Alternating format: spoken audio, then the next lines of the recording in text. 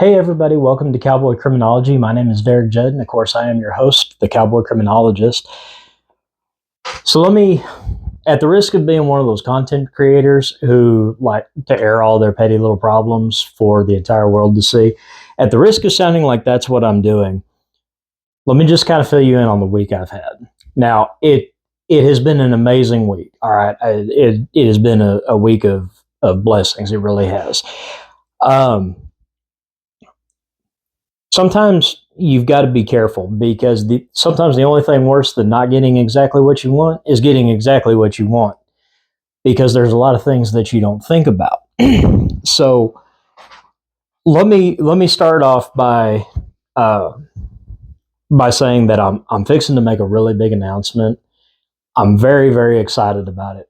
But in order for me to give you this announcement, I got to give you all a little bit of backstory. So back in late February, early March, I posted a video that I had been waitlisted by my first choice law school.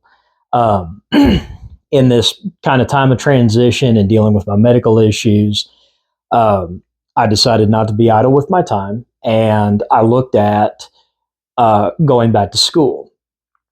And I thought about getting my PhD in criminal justice or criminology. And I looked at, because I like to teach, obviously, that's a huge reason why I started Cowboy Criminology is I love talking about criminal justice topics in general. And, on this channel, we've looked at several different facets of the criminal justice system, which is kind of interesting. So when I was sitting here in that idle time, I took the law school admission test, or the LSAT. Uh, did not get the greatest score on it, but it wasn't the worst score either. But I also have quite a bit of life experience. I'm a Marine Corps veteran. I've been a correctional officer. I've been local, county, and state law enforcement. Um, Before I started having some of my medical issues, which fortunately I believe those are going to be corrected in August. But before I get too far ahead of myself, uh, therein lies kind of the rub. So in pushing for that, and in trying to make all these things happen, I've been in kind of like a waiting pattern, a holding pattern, and it's been really tough on me. My wife has been incredibly gracious, and she's just been such a huge encouragement to me. So just a word about my wife, because you have to know this for the rest of the story to make sense. So I get out of the shower Thursday morning, and I see that I had a missed call, and I immediately go, how does she do that? How does she always know when I'm in the shower? When I'm mowing the yard, when I'm in the middle of a project, she just always knows he's busy. This is a great time to call him. And I looked at the number and I didn't recognize it. And I threw my phone down, because I don't generally answer calls from numbers I don't know, especially if I'm not expecting a call. Which, if you're on the waiting list to get into law school, you should want to answer that phone. So I plugged the phone number in to do a Google search on it, and I found out it comes back to my first choice law school. And I got really excited for about a tenth of a second. Then I'm like, you're on the wait list. They're calling to tell you that you didn't get in, that you can reapply next year, something. I shouldn't have been on the waiting list. Anyway, all these things start creeping up in your mind,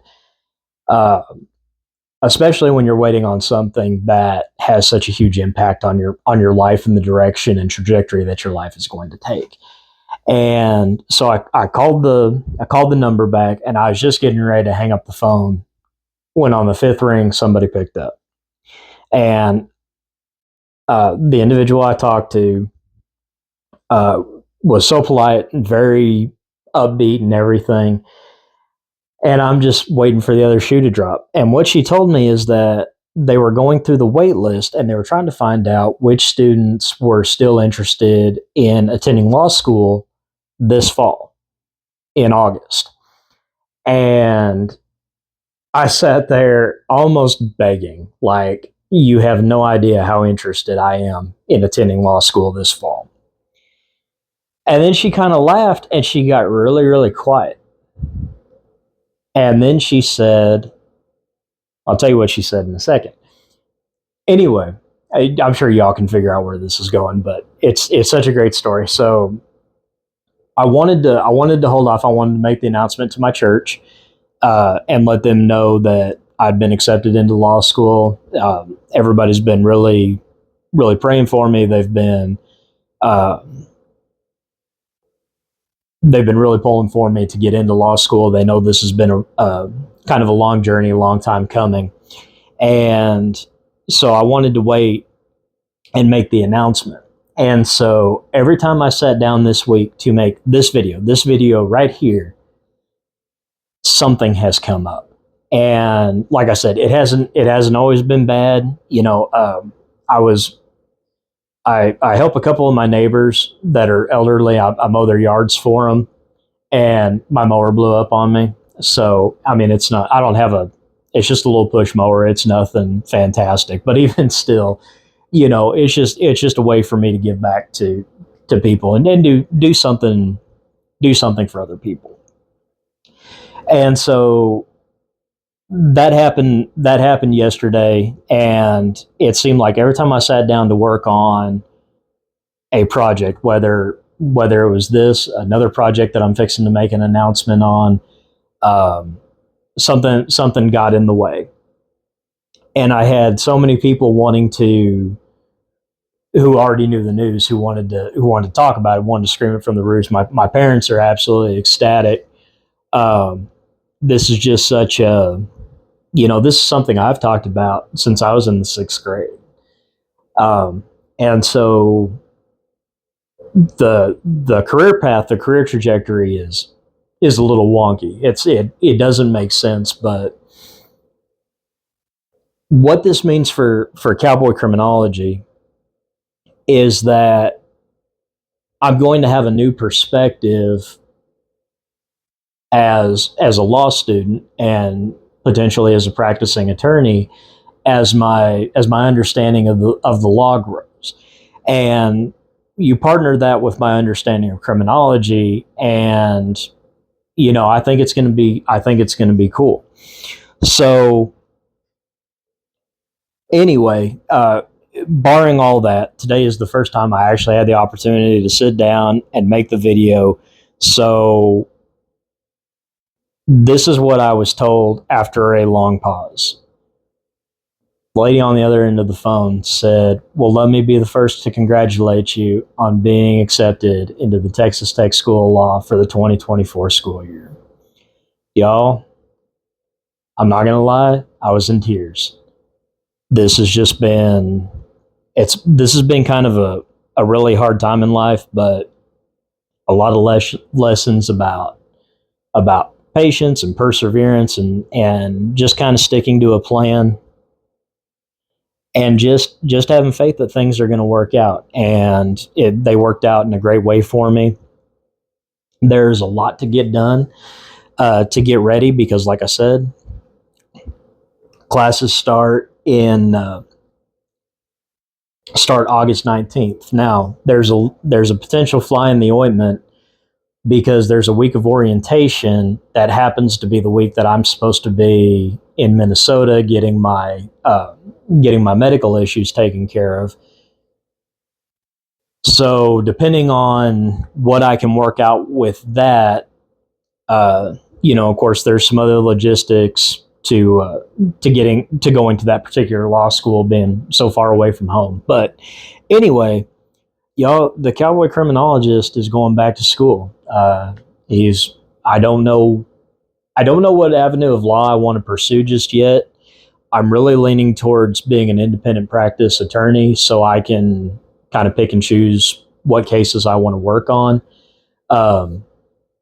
But I don't know. I have between 2 to 3 years to really figure that out. And I think sometimes when I was going through school, I was just in such a hurry to get the piece of paper and get my degree and move on to the next thing.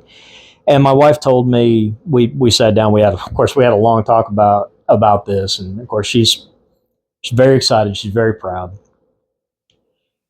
But she said, this might be a good time for you to just slow down. You could really benefit from the networking opportunities that come up, but you're not going to get those if you just rush through it like you do, like I tend to do. Um, I love learning new things. I don't necessarily love school, so um, sometimes I have this mentality where I'm going to get in, I'm going to get it done, and let that be the end. But that being said, I'm over the moon excited. I mean, even that statement just doesn't come close. This is something I've wanted for so long, um, and really there was no plan B. So when I start at Texas Tech School of Law, um, I'm going to incorporate some of the things I'm learning and just kind of walk y'all through what life looks like for a non-traditional student. I love that politically correct way of saying that, non-traditional student. But also, I'd like to use that opportunity, especially as I get more in touch with my understanding of the law and the application of the law, kind of seeing how it shapes my views here on Cowboy Criminology and kind of what that's gonna look like. Um, so y'all, thank you so much for helping the channel. We're up to 202 subscribers, which I greatly appreciate. We're sitting at 11,500 views, a little over that. For those of you who keep sharing Cowboy Criminology and sharing what I'm doing, I greatly appreciate it. Um, that's how these small channels grow. That's how they get exposure. And for those of you who hang out and watch the videos, even if you don't subscribe, y'all, the views count, and it's awesome to know that my material is starting to get out there and people are starting to see it. And I'm really hoping to do some really good things. So um, I'm going to have a couple more videos coming up this week. I'm actually doing a special one for Tom, who had an interesting question about law enforcement service animals. And it's something, it kind of blew me away. It's something I don't think people really think about.